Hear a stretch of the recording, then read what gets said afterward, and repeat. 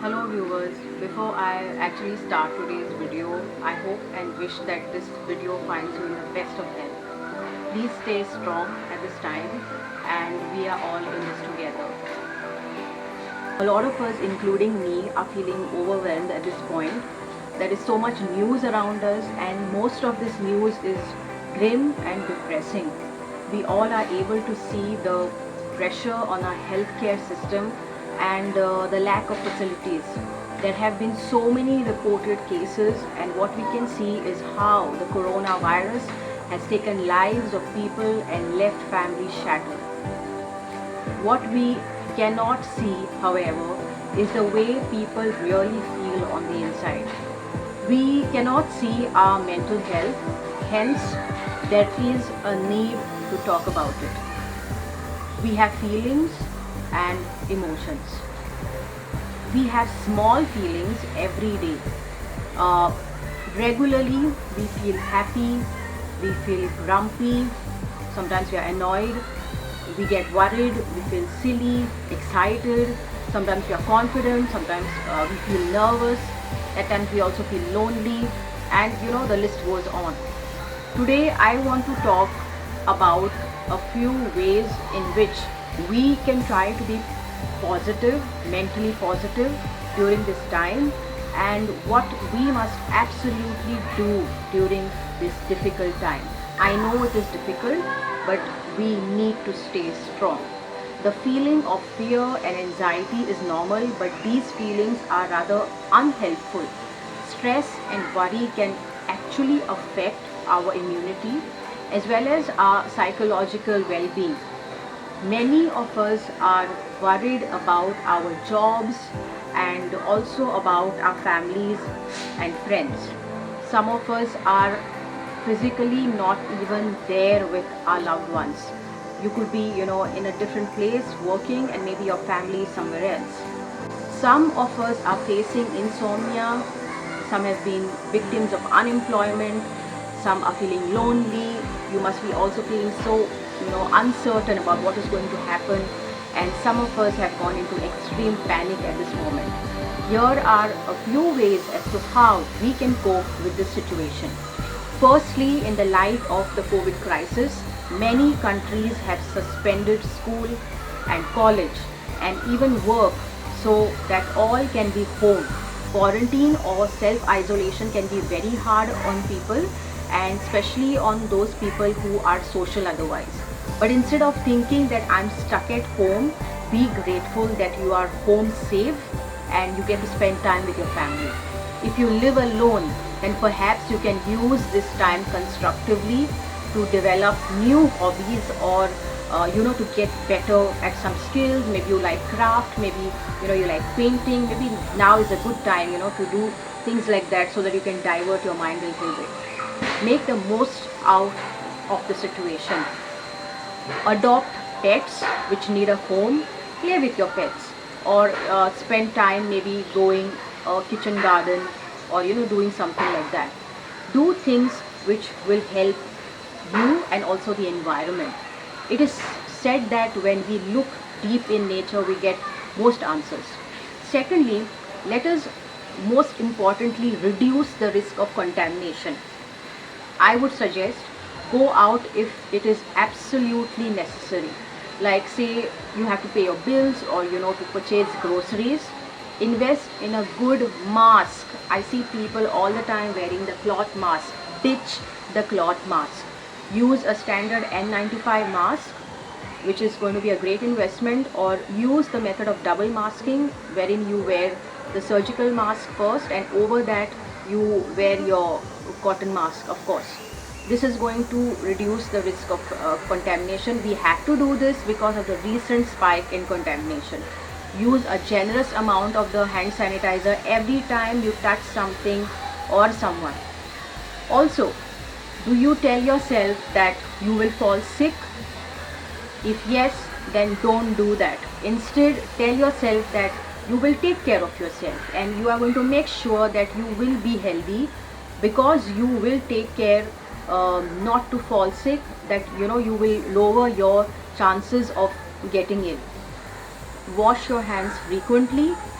We've been told time and again, please wash your hands frequently with a good hand wash, drink plenty of clean water, and act with social distancing. This is not a good time to invite your friends or relatives to come over to your place. As soon as you feel unwell, self-isolate. Do not wait to get tested or receive results. Contact a doctor for advice. Check your oxygen levels every 6 hours if you've self-isolated yourself, or more frequently if your breaths are too fast or rapid. Seek emergency care if your oxygen level on the oximeter shows less than 94%.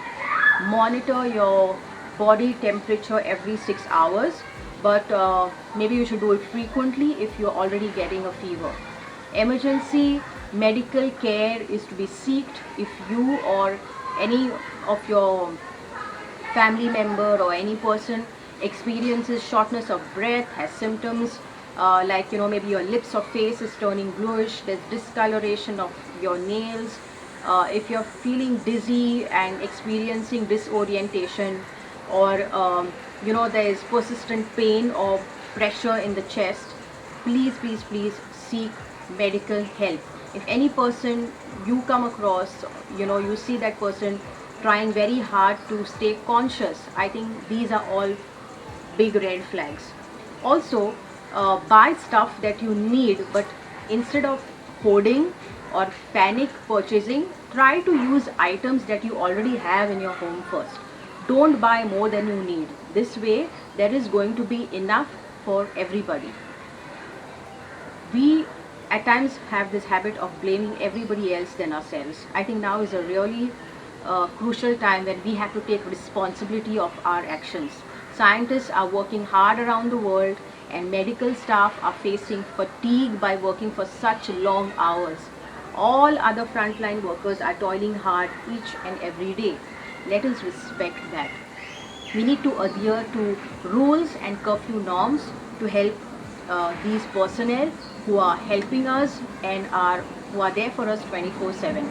The only way that we can actually control the situation at our level is by controlling how we act, how we think, and how we react to the current pandemic situation.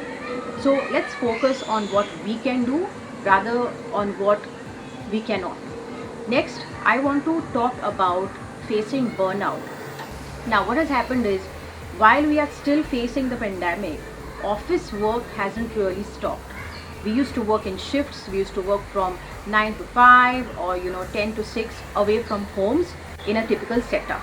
But now what has happened is that our homes have changed into offices.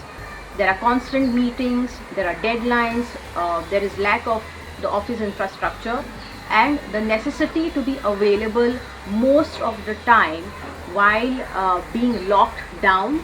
It can really take a toll on us, and it can really affect our mental health. Now, some of us are working literally all the time from home. We don't really have set timings, and there is nothing that is actually separating our personal and professional lives at the moment. All of this can lead to a feeling of breakdown and burnout. A few ways to work on this problem would be to take breaks, just like how we used to take breaks when we would be at our workplaces, like our mini tea breaks or our lunch breaks. Also, another way to help our own selves is to be self-rewarding. We could also stay connected with our workmates and our friends, so that we do not feel disconnected and isolated. Also, let us follow the same timetable that we would follow at work, and let's eat our meals on time and away from our work desk. Also, I feel it will help most people to not work other than the work hours. Seek help, prioritize self-care, exercise, eat a healthy diet, maintain a sleep cycle, meditate, and take supplements if necessary, prescribed by your doctor. Do not self-medicate. Let's make sure that we are not too sedentary at this moment. We can take a walk if we can't exercise. then at least maybe we could take a walk for 10 minutes around our homes, in our gardens, just below our buildings. If not, then something in the house, get a yoga mat, something to keep us really going. Most important of all is to be kind to yourself. Speak gently to yourself. Rest and be mindful of your health. Be kind to others too. If you know someone who has been recently been tested COVID positive, check on them via your sources and try to help them in whatever way possible. Let's not be prejudiced against them and treat them with resentment. That is such a no. If we do that, we are only adding to their already difficult situation. Help others in need. Check on others and stay connected with friends and family. Now and then, let's make phone calls and engage with family video calls so that you or your folks don't feel totally left out. Seek professional help. Let's not get stuck in the past. Let's not have a fixed mindset, because this will lead us to stagnation. Let us have a growth mindset. Tackling life challenges can be very difficult. Let us not shy away from seeking help from counselors. If you cannot afford therapy, or if you're not in the position to really go to a therapist, or you're not sure about taking that step, I think it is at least good enough to open up to somebody, open up to a loved one. It could be your parent, it could be a sibling, a friend, or even your teacher. Surround yourself with a lot of positivity. I know there is so much of bad news around us, but now and then, if you can, also listen to some good news that takes place around the world. We all react to anxiety differently. It may seem like the world is falling apart, but it is good to remember that our actions have the potential to change our thoughts and feelings. Last but not the least, help the nation by vaccinating yourself and by blood donation. If you were tested positive and have now recovered, then please donate plasma. Please follow and share reliable information and do not misguide.